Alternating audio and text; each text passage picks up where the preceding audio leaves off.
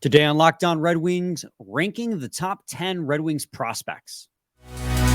You're Locked On Red Wings, your daily podcast on the Detroit Red Wings. Part of the Locked On Podcast Network, your team every day.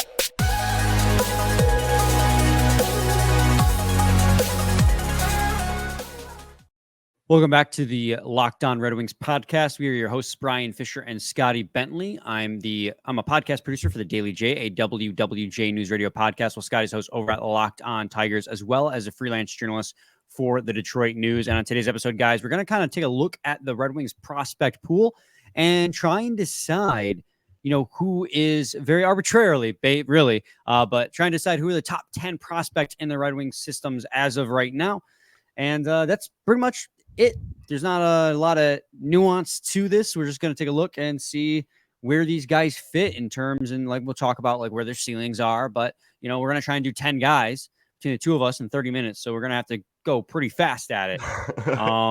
Scotty, it's something that everybody loves doing. All the time ever. It doesn't matter how good of an organization you are, how poor of an organization you are, how good the NHL product is, how bad the NHL product is. Everybody loves them some good prospect rankings.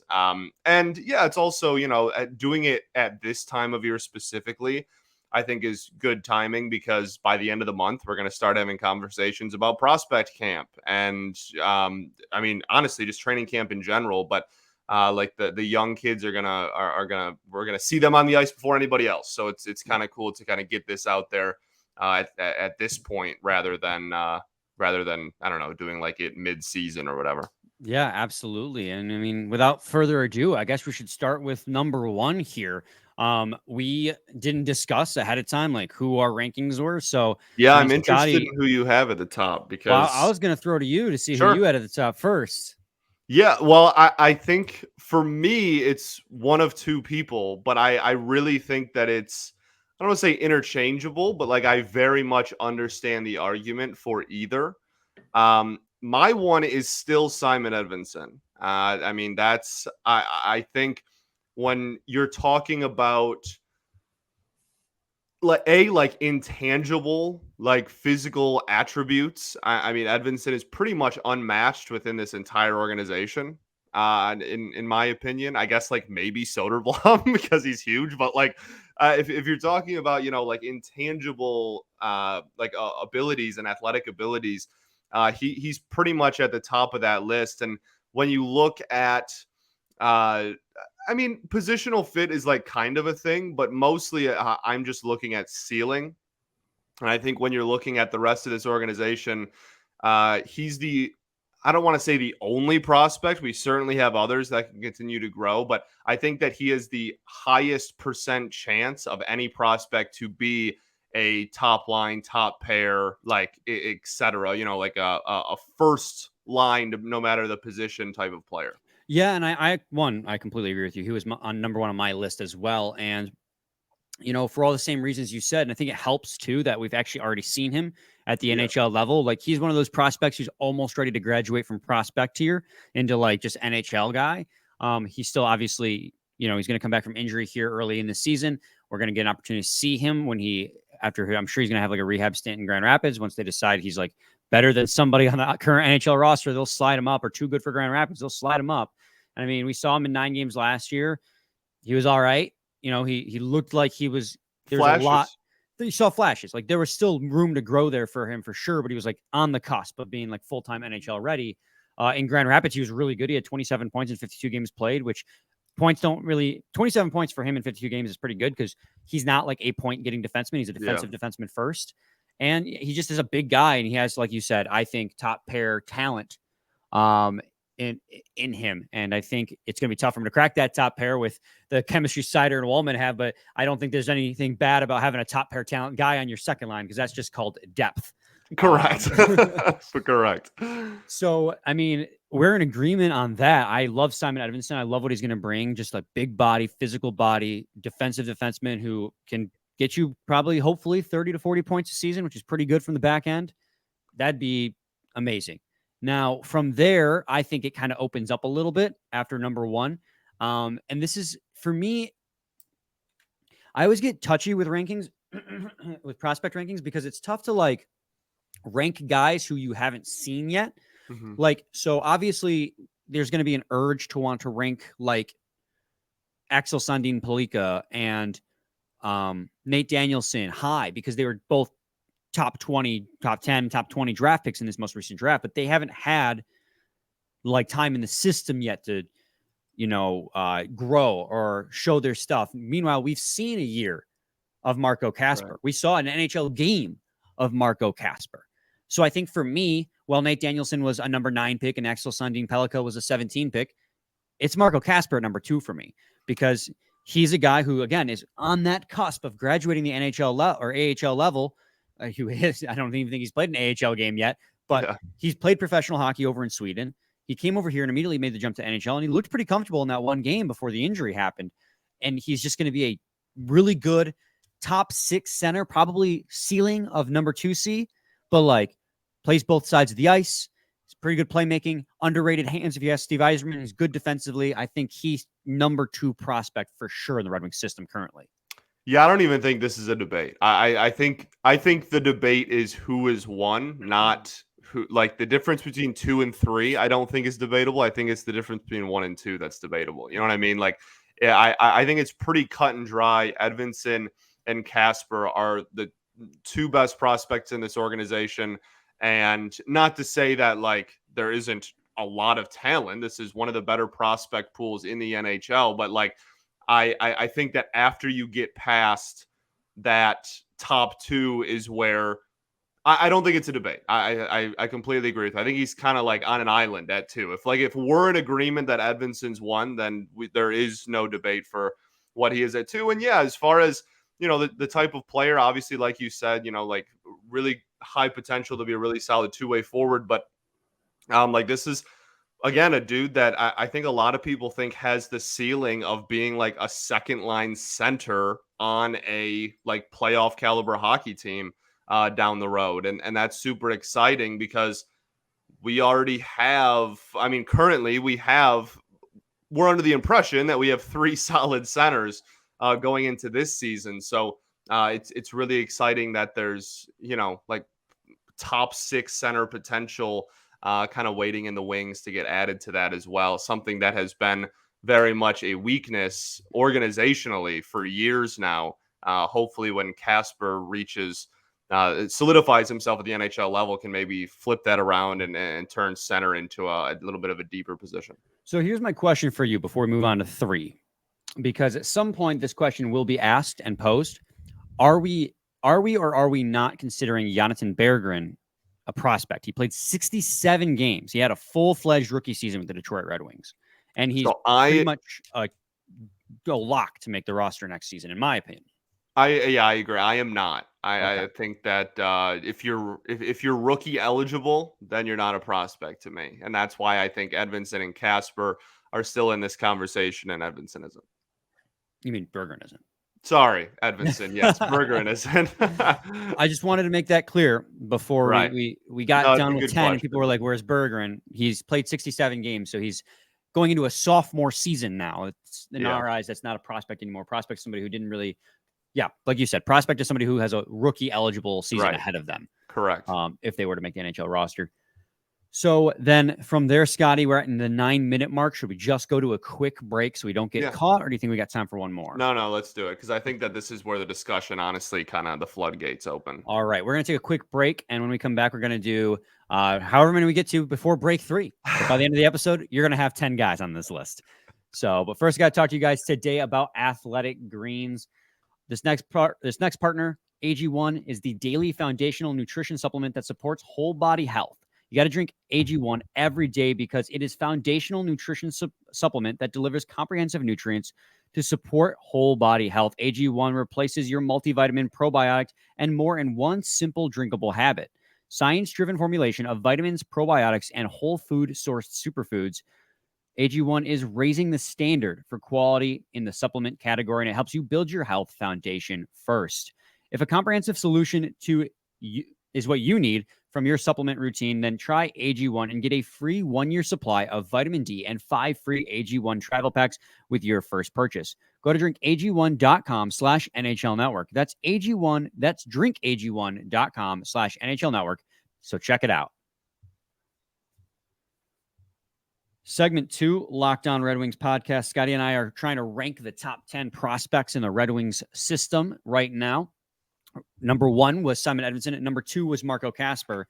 And now we're getting into the 3 through 10 category. I went first with 2, so it's your turn, Scotty, to go first with number 3, who you think number 3 is. And this is where we might start having a little bit of discrepancies. Should we have agree. these lists, or should we talk it through on each one? No, I think we should talk it through, because if we're the same, then it's quicker still. You know what I mean? Yeah. So I think, like I said before break, I think this is where the debate really starts. I think pretty comfortably those guys are the top 2.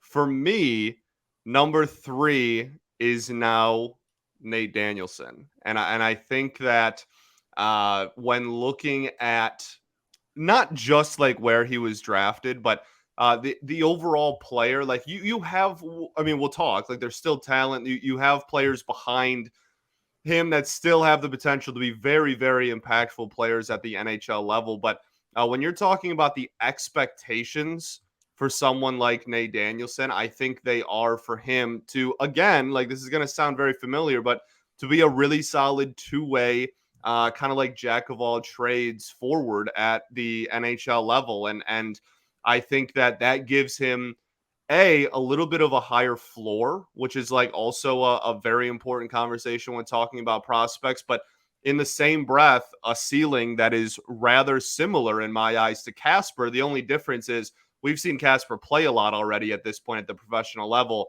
We have not really gotten a good look at Danielson whatsoever, and that's why I think it's still comfortably Kasper ahead of him. But when I'm talking about the potential ceiling for both of them, I think they're rather similar. No, I again, right there with you. Nate Danielson was going to be my number 3 as well. And you got to talk a lot too about, positional value too. Defense and center are highly valuable positions. So it's no surprise that defense was 1 and then center was right there. And I agree that Danielson has a very similar ceiling to Marco Kasper, as in he can be a 2C probably at the NHL level. That's probably his ceiling. And they play their games aren't 1-for-1, but they're both touted as being two-way centers. I mean, he's Connor Bedard endorsed as one of the toughest players he played against in the OHL, which is phenomenal to hear. But he had 78 points with the Brandon Wheat Kings. He was their captain this last year, and he was over a point per game. He's a good player, and he's going to be a good player. And I think the main reason, and plus he's a right-handed center, which is really nice too. But I think, like you said, and I agree with you, the main reason why Marco Kasper is ahead of Danielson is because Marco Kasper has a year on Danielson. Right. He has a year on Danielson, and he has played professional hockey already, whereas Danielson's only played juniors so far. Kasper is playing SHL hockey over in Sweden. That's professional hockey through and through. That's a tough league to play in, and he played well. So I think Danielson 3, and also, again, I go back to my main point where it's hard to rank guys who were just drafted, but this was a top 10 pick. The expectations are high for Nate Danielson. So I think ranking him 3rd in the organization, especially because, again, value position at center, high value position, I think that's perfectly reasonable. I don't think we'll get a lot of pushback on that. Yeah. Speak for yourself, but I do. I agree. I think that when especially when we start talking about the people kind of behind him and who's left, I think that a guy who, like you said, was a top 10 pick and has the ability to be a center long term is definitely, I think I biased, but I think we've spotted him well. Yes, I agree. So from there, I guess it's my turn to go first again. Number 4 in the Red Wings system. This is where it's going to get a little bit tough because I have 2 guys in my mind that I like to put at 4. And that's whether or not I defer to a first-round pick. They're both first-round picks. It just depends on what year you're looking at. This is tough because I'm between Axel Sandin-Pellika and Sebastian Cossa for my number 4. Interesting. The reason why I hesitate with Cossa is because while he performed fantastically at the ECHL and he has a really high ceiling as a number 1 goalie, he's still years away. And I'm trying to decide whether or not I should be that should be a factor as to whether or not he should be higher on my list, because he still has a really high ceiling. That would put him up. But like, is him being years away going to push him down? Because Axel Sandin-Pellika, like 17th overall, he's going to be a super good offensive style defenseman. Like there's no, he's probably a second pair defenseman, not like a top line defenseman as a ceiling. So I'm between those two guys, and I'm going to defer to Pellikka for right now, because I think that, I guess in the end, I'm going to say that Kossa's development tenure is going to push him a little bit down on the list, but not so much far down. He's not going to be like 8 or 9 guys. He's still going to be probably top 5 for me. Spoiler alert.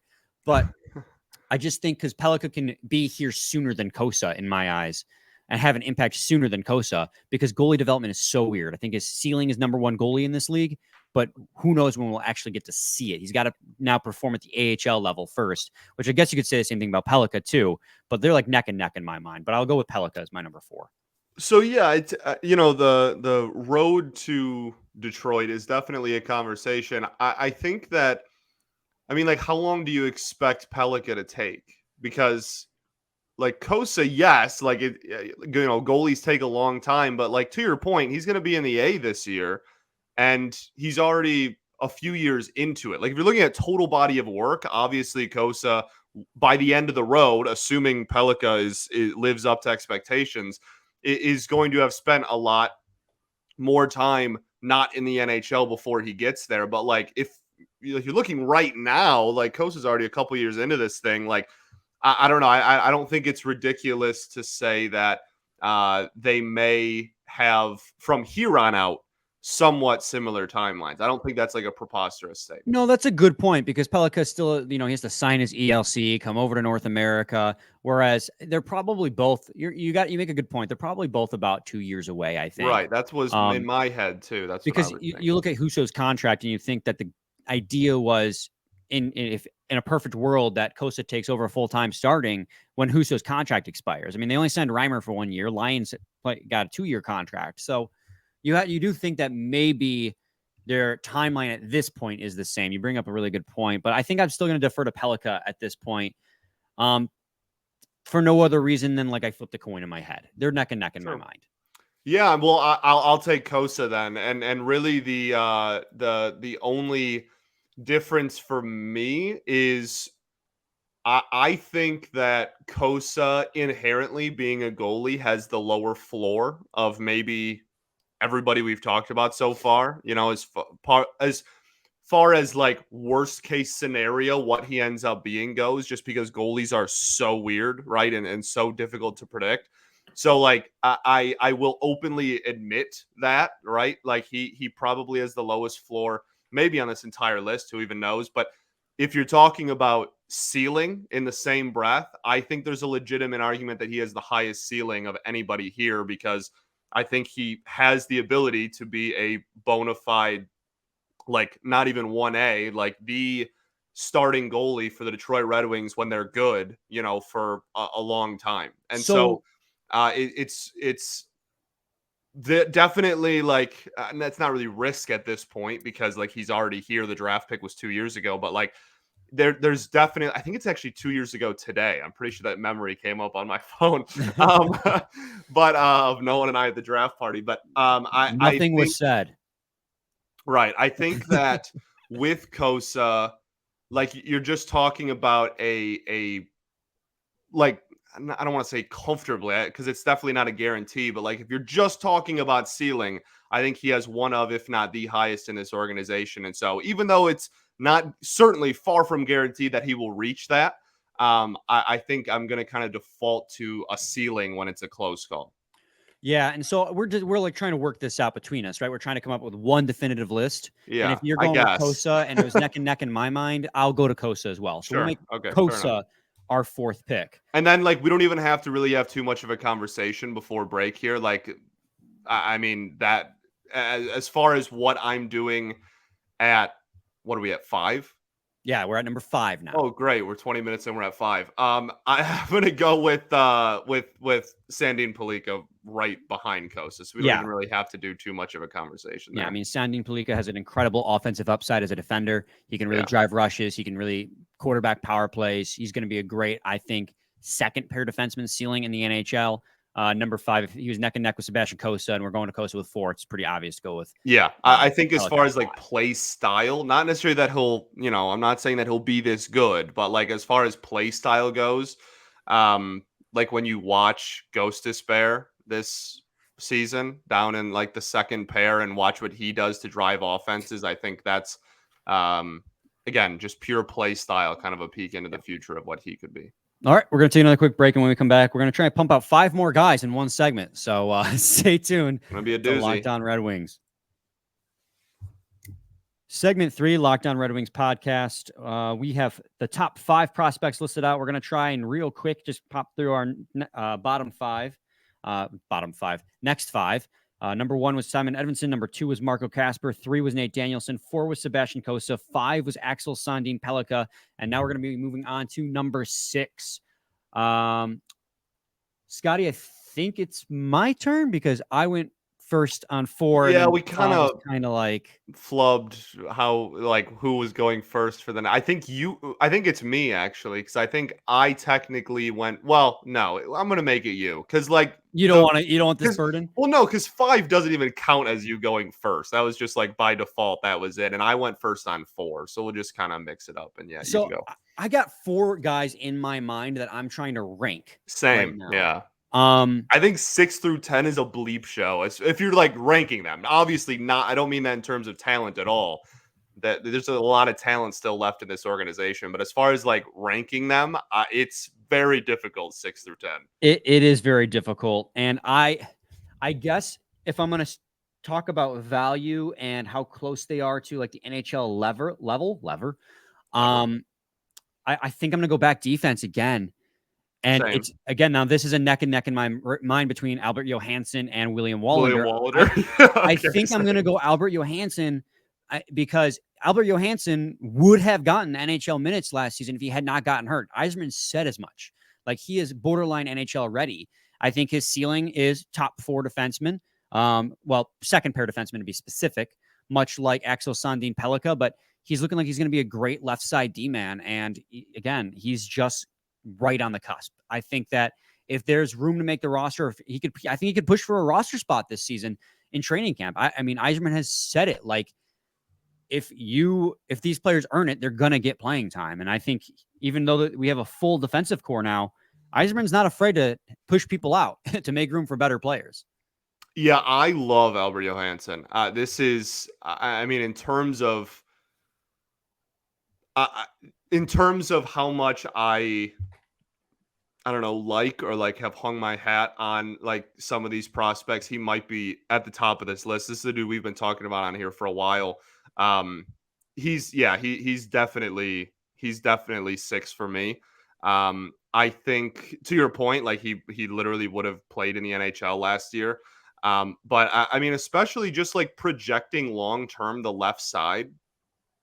I don't know, man. I think there's a path for him to like long term, and obviously talent and production trumps everything. But I think there is a path for him to be a top line defenseman on this team. Now, again, that's ceiling. I'm not saying that that's a guarantee or anything, but I don't know. I don't think that that's like ridiculously impossible to think.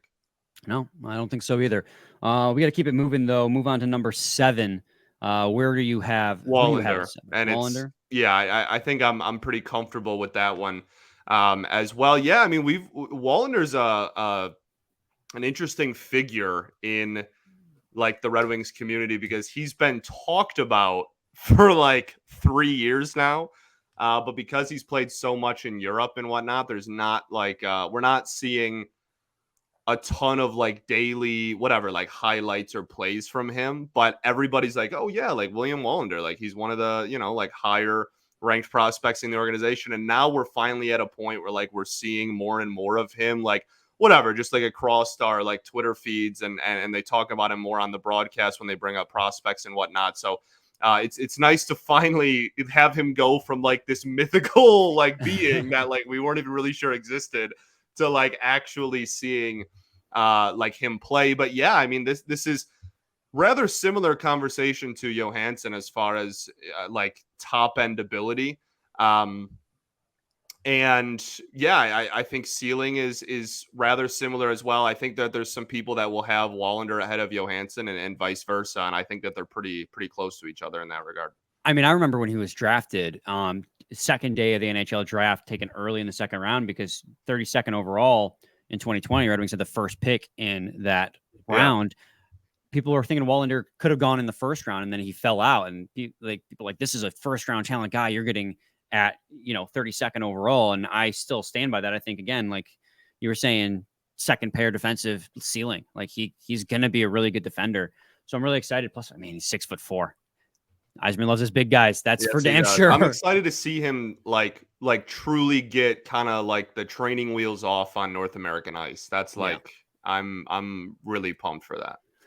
And then keep it moving on to number 8. I think this is actually an easy one. I think this is a super easy one. This might be the easiest one since number 2 for me. Are you going to say Carter Mazur? Because that's what I was. I am going to say Carter Mazur. Yep. Signed his ELC. He was pretty damn good with the Grand Rapids Griffins in the limited amount of time he got before the season was over last year. He is going to be. I think he could I honestly do believe he could push for a roster spot this season at training camp. I don't know if he'll get it, but I think he's going to make a push. He was really good with Denver. He won a national championship in Denver. He signed an ELC with Grand Rapids, and then he was good with Grand Rapids in like the 2 weeks he was there.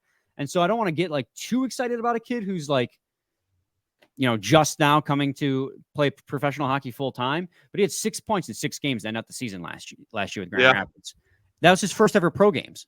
So I think appropriately hyped up for Carter Mazur, and I think him being 8 on the list. I mean, you could make a case for him to be like 6, if you ask me, because it's so tight in that grouping.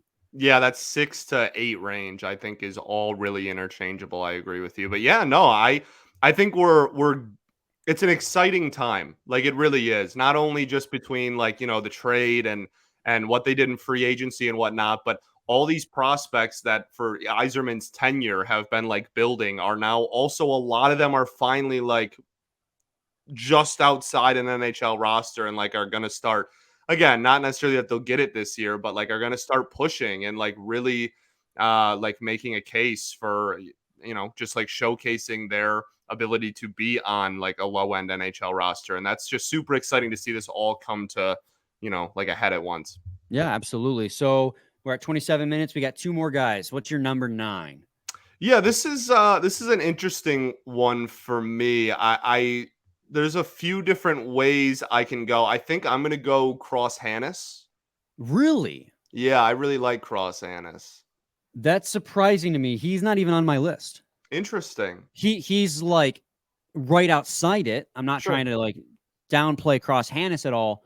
But here at 9, I was going to rank Elmer Soderblom.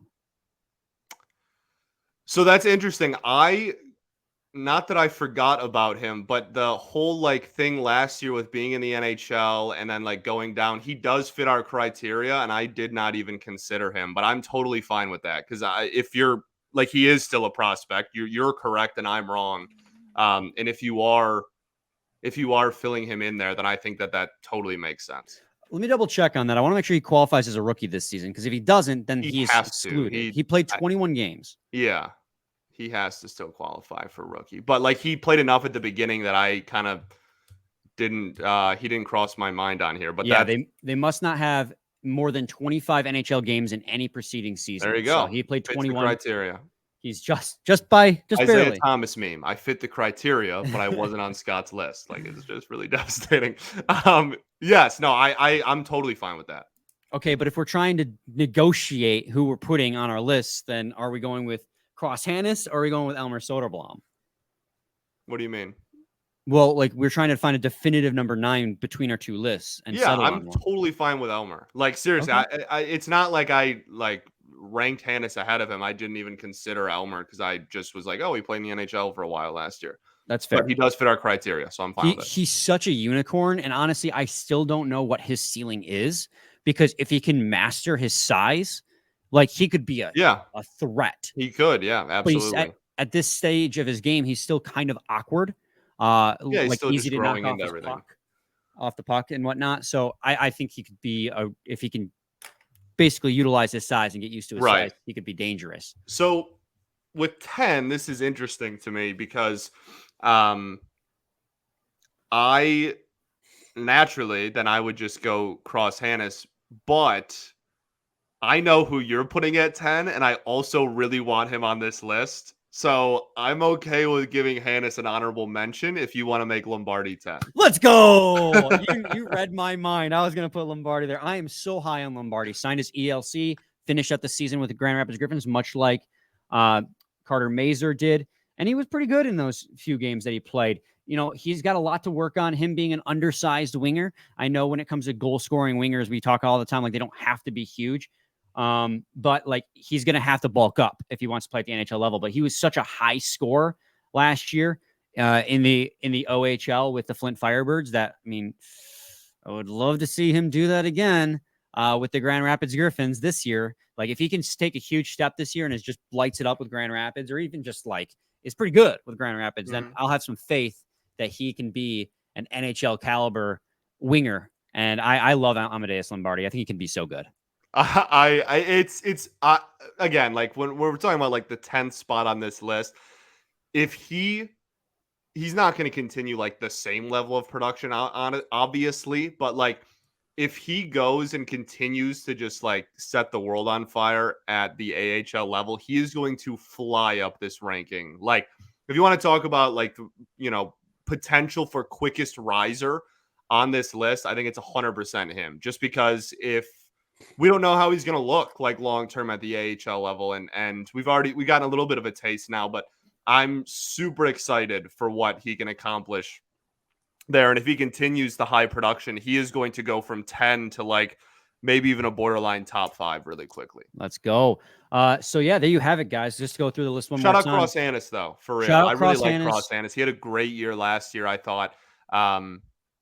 Definitely not like gonna be like a bona fide goal scorer or anything, but kind of fits that bill of what Yzerman has been drafting as far as forwards over the last couple of years. And like, if we're being honest, he probably should be on the list. I feel like a lot of the reason why he's not on our list is because he got injured last year. He only managed to play 30 games of the AHL Grand Rapids Griffins, but I mean, he had 17 points in that time, which is pretty good for your first professional season.